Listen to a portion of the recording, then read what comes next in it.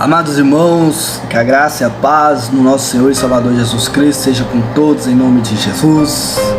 Esta é mais uma aula do nosso estudo escatológico. Estudaremos mais um capítulo do livro Apocalipse. Estudaremos agora a nossa aula de número 9, a nossa nona aula no livro de Apocalipse e a nossa 14ª aula de escatologia.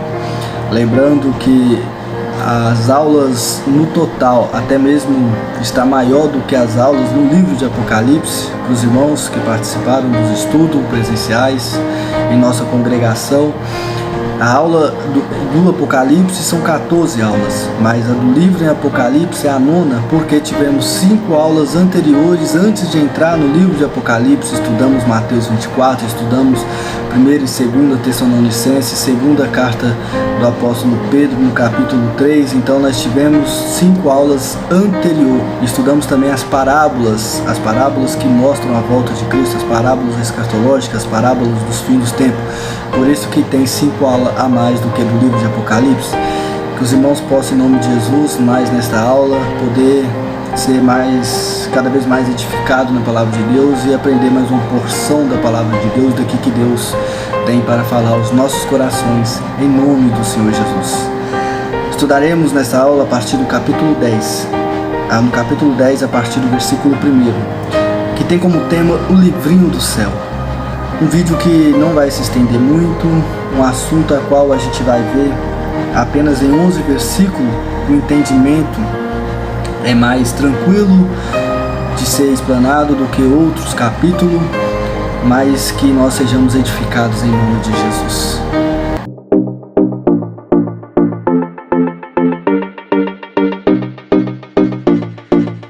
Versículo 1.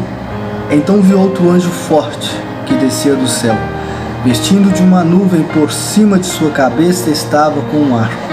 Seu rosto era como o sol, seus pés como colunas de fogo. Segurava na mão um livrinho aberto, e ele pôs seu pé direito sobre o mar e o esquerdo sobre a terra. Mais uma vez eu volto a enfatizar a simbologia. Não tem como um anjo ser tão grande a ponto de um pé estar sobre o mar e o outro sobre a terra.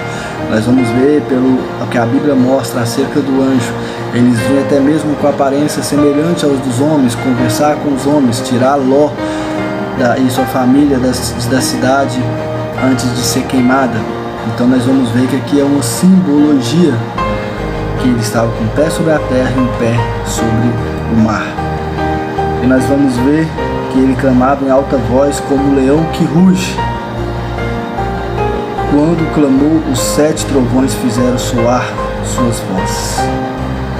Quando os 7 trovões acabaram de soar, eu já ia escrever, mas ouvi uma voz do céu que dizia: guarda o que os 7 trovões falaram e não escrevas.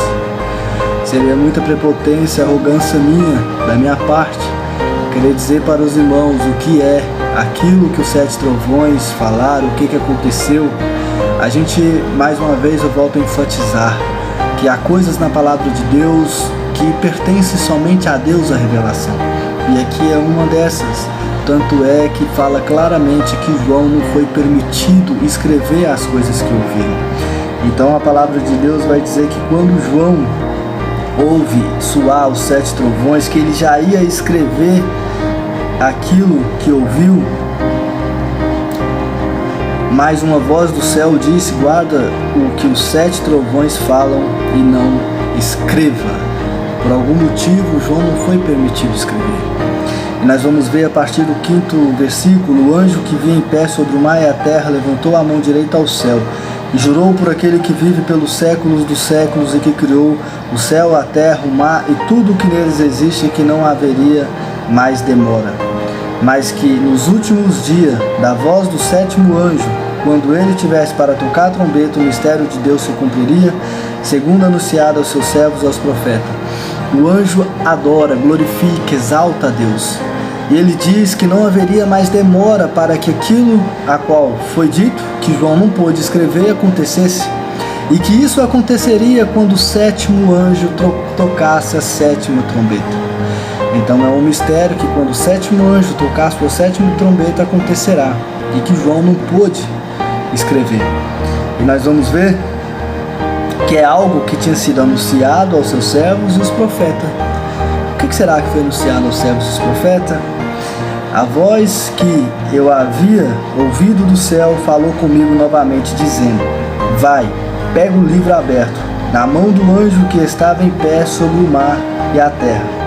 Então fui até o anjo e pedi que me desse o livrinho. Ele me respondeu: pega-o e como, e ele será amargo no estômago, mas doce como mel na boca. Peguei o livrinho da mão do anjo e o comi. E ele era doce como mel na minha boca, mas depois que o comi, meu estômago ficou amargo. Mais uma vez uma simbologia. João não comeu um livro, não comeu um pergaminho. Mas aqui, o que é esse livrinho que João recebe? E a qual o anjo fala que quando ele comesse seria doce na sua boca. No princípio seria doce, mas no seu estômago, após consumar a alimentação, após ele engolir esse livro, seria amargo no seu estômago. Nós vamos ver que esse livrinho representa o Evangelho, a palavra de Deus, a palavra do Senhor, a própria Bíblia, o próprio Evangelho de Cristo. Nós vamos ver que esse Evangelho, ele é doce na nossa boca. O que isso representa? Que no seu início, após nós recebermos esse Evangelho, após nós nos convertermos a este Evangelho, é doce, é bênção, é salvação, é alegria, é mudança de vida, mas que esse Evangelho também tem consequência. É por isso que ele torna amargo no estômago. Após nós engolirmos, após haver a digestão, ele é amargo em nosso estômago. Lembremos do cavalo branco, do Evangelho que veio para trazer a paz e para reinar. É paz, é um reinado de paz, um reinado de alegria. É como mel na nossa boca, mas que ele traz consequência aos cristãos, traz um martírio nos próximos cavaleiros. O Evangelho, irmãos, ele nos traz consequência. Nós vamos ver que os homens são mortos pela palavra de Deus e pelo testemunho de Jesus Cristo. O Evangelho não é apenas bênção como é pregado, não é apenas prosperidade, não é apenas ganhar esta terra. O Evangelho é nós viver para Cristo, é anunciar a Cristo, a palavra de Deus, anunciar o Evangelho de Cristo, a sua glória, a sua graça, mas também nós perecemos por Ele. Jesus disse que aquele que não for capaz de tomar a sua cruz e vir após mim não é digno de ser meu discípulo. Aquele que não for capaz de deixar pai, mãe, irmão, filho, filha. O que é isso? É aquele que não for capaz de buscar o reino de Deus em primeiro lugar e a sua justiça. É aquele que não for capaz de dar a sua vida por Cristo. Jesus disse que aquele que desse a sua vida, aquele que perdesse a sua vida, acharia, mas aquele que buscasse a sua vida aqui nesta terra também perderia. Então nós vamos ver que o Evangelho, ele tem um lado amargo, ele tem um lado da consequência que é traga a nós, porque Jesus disse que o mundo vos odiaria. O mundo vos odiaria porque antes de vos odiar, odiou a mim. Se o mundo vos odeia, é porque não sois do mundo, é porque sois diferente do mundo, é porque segue um Cristo, um Deus vivo, verdadeiro, é porque tem novidade de vida, é porque é diferente. Jesus disse: no mundo tereis aflições, mas tem de bom ânimo, pois eu venci o mundo. Este Evangelho, ele é doce a princípio, mas depois ele torna amargo, porque quando nós nos convertemos a este Evangelho, no princípio é maravilha, no princípio é apenas a bênção que nós enxergamos, mas depois vem a consequência do abandono daqueles que dizem ser amigos, do abandono social, do abandono familiar. Aquelas companhias que aparentemente era amizade, aparentemente te amava, te abandona por causa desse Cristo, por causa desse Evangelho, e isso não nos faz falta, não faz diferença na nossa vida, porque o nosso foco é Cristo, mas nós vemos a parte amarga, a parte de nós sermos desprezados pelo Evangelho, a ponto de nós mesmos sermos presos por este Evangelho e sermos mortos. Nós estamos sujeitos a isso. Então este é o lado amargo do Evangelho. E nós vamos ver no versículo 11: então me disseram, é necessário que profetize outra vez a muitos povos, nações, línguas e reis. Não foi permitido que João escrevesse o que aqueles 7 trovões declaravam, mas foi ordenado que ele engolisse esse livro. E nós vamos ver que após falar que é doce como mel na boca, mas amargo no estômago, ele recebe a ordem de que profetiza a muito povo, nações, línguas e reis ainda. Ainda não é o tempo de acabar a pregação do Evangelho, ainda é o tempo da pregação do Evangelho, ainda é o tempo do reinado do Evangelho, ainda é necessário que se pregue a povos, nações, línguas e reis. Por isso que João não pôde ainda declarar o que haveria de acontecer. E nós vamos ver que o anjo fala que o tempo já estava próximo e que quando o sétimo anjo tocar sua trombeta, aconteceria esses mistérios.